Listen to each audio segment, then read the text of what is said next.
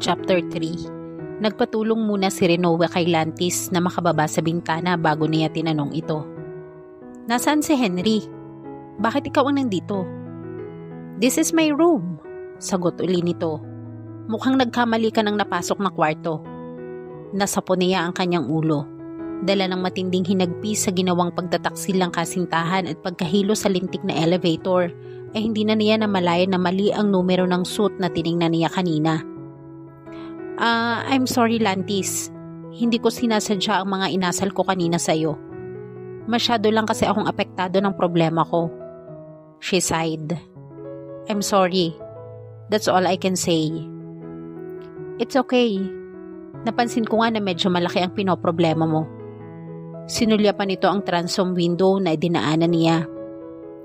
May maitutulong pa ba ako sa'yo? Hindi na, wala na. Salamat. Tinungo na niya ang nakabukas na pinto. Pasensya na uli sa perwisyo. Rinoa? Pahabol na sabi nito. You have bruises on your arms. Gamutin na muna natin yan bago ka umalis. I'm fine. No, you're not. Hinawakan nito ang braso niya at ipinakita sa kanya ang nangingitim ng maliliit na bahagi sa bandang siko niya. Lalagyan lang natin ng cold compress iyang mga pasa mo para hindi mangitim. Sayang, baka masira ang skin mo. She looked at his long fair fingers that were gently wrapped around her tanned arm. May kung anong tila pumalo sa puso niya. Dahilan upang kumawala siya rito. Ngunit hindi naman siya hinayaang makalayo nito. Rinoa, we have to do something about your bruises. I said I'm fine. You can let go of me now. No.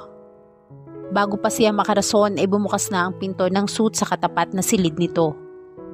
Biglang nanumbalik ang galit niya kay Henry nang makitang lumabas ito sa kabilang suit. Nakaangkla ang kamay nito sa bewang ng isang maganda at maputing babae. Bagaman alam niya ang pinagtataksilan siya nito, hindi niya inaasahang mahuhuli niya ito sa akto. At mukhang hindi lang siya ang nagulat sa eksenang iyon. Henry was staring at her like he was seeing a ghost. Rinoa? Bahagyang lumayo ito sa babaeng kasama nito. What are you doing there? What she was doing there, sigaw ng kanyang isip. She just caught him in the act and all he said was... Natigilan siya nang maramdamang masuyong dumantay ang braso ni Lantis sa kanyang balikat. Binibisita lang ako ni Rinoa. Kaswal na wika nito. Magkakilala kayo ng girlfriend ko? Girlfriend?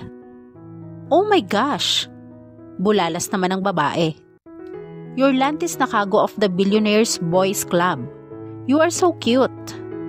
Kati, saway ni Henry dito. I can't help it, Han. He looks so adorable.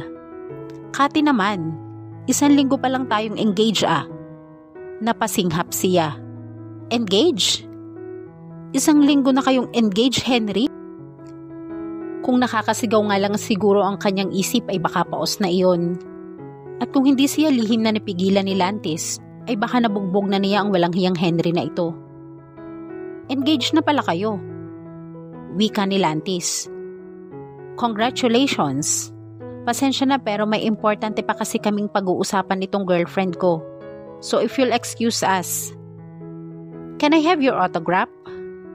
Hirit pa ni Kati. Sa lahat ng miyembro ng BBC Boys, ikaw ang crush ko. Nginitian lang ito ni Lantis.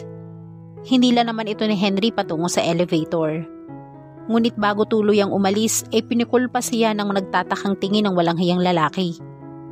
Marahil ay iniisip nito kung paano sila naging magkasintahan ni Lantis, samantalang ito ang boyfriend niya.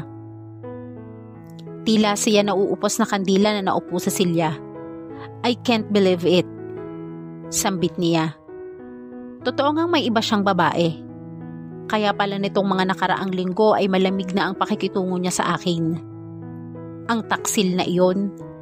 Pagkatapos kong ibuhos ang lahat ng panahon ko sa kanya, ito po ang gagawin niya sa akin? Niloko niya ako. Pinaasa niya lang ako.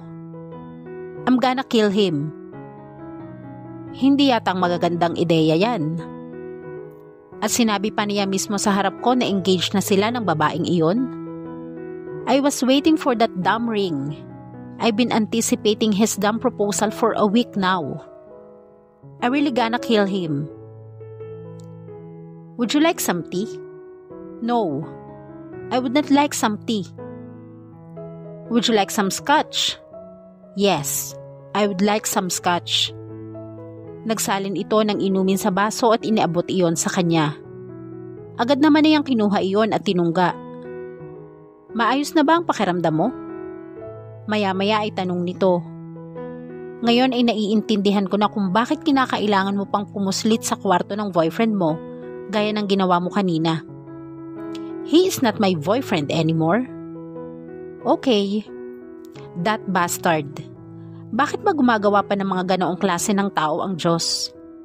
Nananakit lang naman. Tinangala niya ito. Sabihin mo nga sa akin kung bakit. Hindi ko rin alam. Gusto mo pa ng scotch? No. Uuwi na lang ako at doon maglalasing hanggang sa mawala na ako sa huwisyo. Baka dito pa ako makalimot, problema na naman iyon. Ayoko na ng problema. Pero hindi pa man siya nakakatayo mula sa kinauupuan niya, ay natagpuan na lang niya ang sariling humihikbi. Palakas ng palakas iyon hanggang sa maging hagulhol ang drama niya.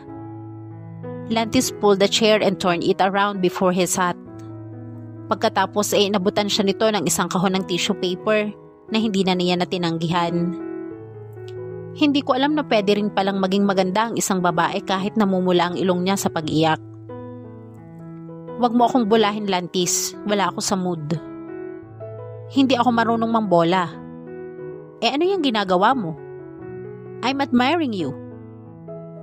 When she looked up at him, his cute chinky eyes were smiling at her and somehow, it made her feel better.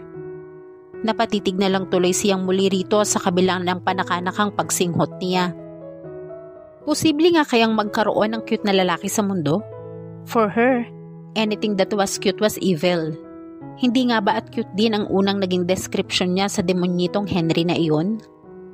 He reached out and wiped her tears with the back of his finger. Tahan na. Masuyong wika nito. Sa tingin ko kasi mas maganda ka pa rin kapag hindi ka umiiyak. Are you in love with me? Hindi niya napigilang itanong. I'm in love with someone else. Oh, agad na napansin niya na naglaho ang kakaibang kislap sa mga mata nito pagkasabi niyon. Niloko ka rin ba? Hindi. Bakit parang mukha ka ring bigo? Nagkataon lang na iba ang minahal niya at hindi ako. Totoo pala ang kasabihang, looks can be deceiving, but he was a very good-looking deceiver.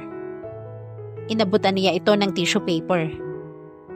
Mukhang kailangan mo rin ito, aniya. Marahang umiling ito bilang pangtanggi. Okay ka na ba? Hindi pa. Gusto mong ipabugbog ang boyfriend mong iyon? Ex-boyfriend, pagdiriin niya. Ayoko nang makialam pa sa kanya. Ni ayoko na siyang makita pa. Para sa akin ay hindi na siya nag-e-exist dito sa mundo. I-massacre sana siya ng babaeng yun. Rinoa, I can't help it. Kahit kailan na hindi ko inisip na may gagawa sa akin ang gaya ng ginawa ni Henry. Tumayo na siya. I have to go. Huwag kang mag-alala. Hindi ko pag-aaksayhang patayin ang lalaking iyon. Masasayang lang ang oras ko sa kanya. Kung wala akong flight for Japan, sasamahan kita kahit saan mo gustong pumunta. I want to make sure you'll be fine. Kung magsalita ka parang may pinagsamahan na tayo. Nagkibit balikat ito. Concerned citizen lang ako. I'll walk you to the elevator. Paglabas nila ay saka naman dumating si Georgie. Dala ang isang baso ng tubig. Nako sister, ito na. Drink na. Ay, may fafa. Ito na mismo ang uminom ng tubig saka nakangiting bumaling kay Lantis. Hi! Nagkita ulit tayo, Mr. Lantis. Oo nga eh. He extended his hand. You haven't told me your name. Mabilis na tinanggap ni Georgie ang pakikipagkamay ni Lantis. I'm Georgie. May pa-Georgie ka pa riyan. Bulong niya. Jeronimo lang naman ang pangalan mo. Hello, Georgie. Patuloy ni Lantis. It's nice to meet you. I am very nice to meet you too. Ano raw? Kaibigan ka ni Rinoa, hindi ba? Medyo hindi kasi maganda ang pakiramdam niya kaya ikaw na muna ang bahala sa kanya. No problemo. Kung ganoon, mauna na ako sa inyo. I'll see you two later. Muling binalingan nito si Georgie. Bantayan mo si Rinoa. Bago sumara ang elevator ay nakangiting kumaway ito sa kanila bilang pamamaalam. Naiwan kasi sila sa halfway ng 25th floor. What is it about our little handshake that made me feel like a man? I don't know. He was so nice. Wasn't he, sister? Oo. Sinabi rin niya kanina na maganda raw ako kahit umiiyak. Nung una kaming magkita, sinabi naman niyang bagay sa akin ang kulay ko at hindi ko na kailangan ng mga whitening products. Tumango-tango siya. Yeah, he is nice. Ilang minuto rin silang nakatayo roon at nakamasid lang sa elevator. Pagkatapos ay hinarap siya ni Georgie. Oh my gosh, sister! Tili nito. Lantis na Kago likes you. May iba namang mahal yun, Jeronimo. May jowa na siya? Wala. Hinawakan niya ito sa braso at iginiya patungo sa elevator. Magaan na rin ang pakiramdam niya. Pero may mahal siyang iba. Kawawa naman ang mga babaeng nagkagusto sa kanya. Oo nga. Malungkot na sang-ayon nito. Kawawa naman kami. Buti ka pa. Nasabihan niya na maganda. Ako kaya kailan? Huwag mo nang intindihin yon. Maghanap ka na lang ng ibang papa. I'm sure marami pa ring darating na billionaires boys dyan. Well, you're right. Nariyan pa naman si Papa Zek, di ba? I can't wait to meet him. Nakatikwas ang mga daliring pinindot nito ang button ng elevator. Kailan mo ba ako papakilala sa delicious cousin mong iyon ha, sister? May sinabi ba ako? Wala. Pero ako na ang gumawa ng schedule kung kailan mo pagtatagpuin ang kapalaran namin ni Zek Marquez. Humirit pa ito ng kanta. I'm so excited. I just can't hide it. No. Pero sister, naputol ang pangungulit nito sa pagtunog ng cellphone nito. Hello? This is Cher. May I help you? Oh no. I was just joking. Yes, this is Georgie Baltazar. Aha. Okay, bye. Sino yun? Sofia Feliciano. Yung fiancé ni Dennis Serrano? Gusto niyang ako ang mag-design ng gown niya para sa kanyang wedding. Ang kapal naman ng bruha. Pagkatapos niyang agawin sa akin si Papa Dennis. She sounds nice though. Akala ko ba? Pass is pass. I'll meet her tomorrow. Sama ka? Baka nandun si Papa Lantis mo. Magkaibigan sila ni Dennis Serrano, di ba? Anong Papa Lantis ko? Tigil-tigilan mo na nga yung panunukso mo sa amin. Sinabi ko na sa iyong may iba ng mahal yung tao. At katatapos ko lang mabigo sa hinayupak na Henry na iyon. Hindi niya alam subalit parang naglaho na lang bigla ang sakit na nararamdaman niya sa pagkakabuking sa dating kasintahan. Bumukas ang elevator at pumasok na sila. Anong oras tayo magkikita? Tanong niya kay Georgie. At dito po nagtatapos ang ating kwento. Sabay-sabay po nating abangan ang sunod na kabanata. Maraming salamat po. God bless and stay safe.